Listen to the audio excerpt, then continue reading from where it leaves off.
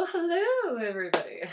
It has simply been too long and I thought I'd peek back out to say hello and show you what I've been up to recently and share with you a few things like art process, lessons, and more that I've learned along the way. What I'm up to now. I'm painting a lot of cats and some patterns of cats. Some are magical and others are humorous, and some are a mixture of both. I don't know why I'm telling you this, but it's important to me. Let's talk about series projects for a second.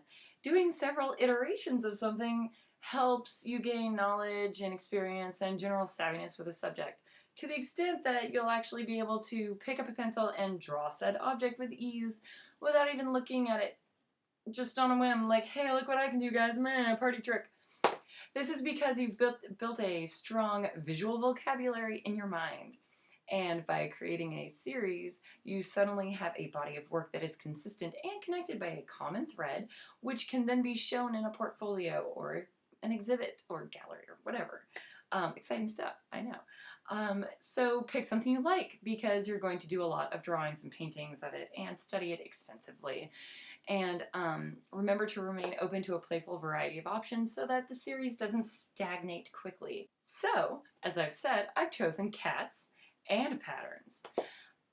The cats vary from decorative to abstract to surreal, cute, playful, and the patterns are mostly strange. After I wake up, I battle those doubts and fears and fight off the demons, and then I make some coffee because I'm tired. And then the process really starts. In fact, it could have started months or years ago with a sketch or a doodle. I either start there or with a new concept altogether, in which case I would go to the sources. What are the sources, you ask? I will tell you. I'd go outside into nature and look for inspiration in colors and shapes and patterns and take pictures of everything, or just sit down and draw. Or I'd go to my cat and annoy her with taking photos or sitting down and trying to do sketches and putting strange things on her. Sometimes I step away from my cave and hang out with other artist friends who inspire and challenge and help me grow. I review color choices, inspiration from artists I follow online, to also sketches that I made years ago. I make lists and thumbnail sketches, and then I make larger sketches, and I just use all the erasers and I make a total mess. And then I transfer them to watercolor paper. I transfer it with either a light box or simply redrawing it, which gives me yet another chance to work out the kinks. I like to start with a watercolor wash and then add some depth with extra layers, and then follow up with a gouache for texture or patterns, and then top it off with a black watercolor for outline or white gel pen for the highlights or outlines, etc. Always remember to stand up and walk away for a minute, or an hour, or a day. Have multiple projects going so that you can stay productive. Give yourself a chance to approach it with a fresh eye later, so you can find mistakes that you didn't see earlier. Please do that, because it is 100% effective for me. Every time I do that, I come back and I'm like, boom, see it, fix it, done. Next step, save your sketches.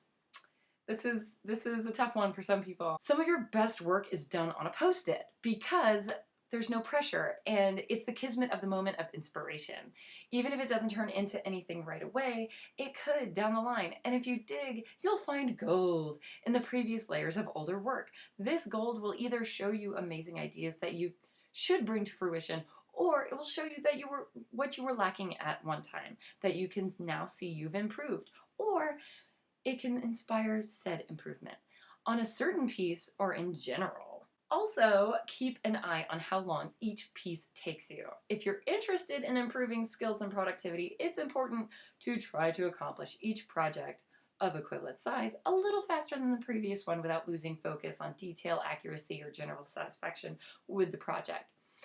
When I was taking upwards of 12 hours for a project, I briefly chatted with an artist, Laura Zombie, on Instagram. And I asked her how long she takes, and she said she generally spends 15 to 30 minutes on some of her most popular work. Wow! So that made me realize that I need to speed it up. But remember, everyone's different. And however, the more you can buckle down the loose ends and really focus and just pound through it, turn on music, turn on the podcasts, get it done, the more you can produce in a smaller amount of time. It's super handy dandy to have an all-in-one printer scanner so that you can scan your artwork into your computer. I then use Photoshop to clean up any mistakes or simply remove the surrounding paper surface to create a PNG file that will allow the artwork to sit as a proper clipped print on a color t-shirt or what have you, without a block, a white block surrounding it, which is what will happen with a JPEG. So that software and hardware is vital and is currently more common than ever, so I'm probably preaching to the choir right now, so good for you. Always be sure to stop and eat and walk and step away from your art and look at the world and look at yourself and get some exercise and sleep like a normal living creature. All these things will feed your energy both physically and creatively and help you stay level-headed and inspired and refreshed. So more sleep, less TV, no regrets. So I'm currently selling my art as prints and stickers and clothing and much more over at redbubble.com, a great online storefront for the active artist who wants to focus on the art and not the technical business quicksand that will absorb more of your time than you've bargained for. I'm selling my originals as well, but I'm kind of focusing on the prints through Redbubble because it's a great way to get my work in the hands of a wider audience. In terms of selling your art online in both original or reproduction form, there's also Threadless, Etsy, Printful, Design Bundle, Zazzle, Cafe Press, Society 6, Spoonflower, and so many more. It simply depends on how much you want to control the business side of things and what perks interest you the most from each service. Lastly, make sure you have a website and social media platforms in full swing. So Facebook, Twitter, Instagram, those are your basic staples. And of course, it should go without saying, YouTube. Okay, so here's my Redbubble link and Instagram link and website link. And if you didn't see them there, they're probably going to be in the description below. How's that? So a big thank you to the subscribers. You are fantastic. As we all know, give yourself a little pat on the back. And I'll see you on the flippity flop. Bye-bye.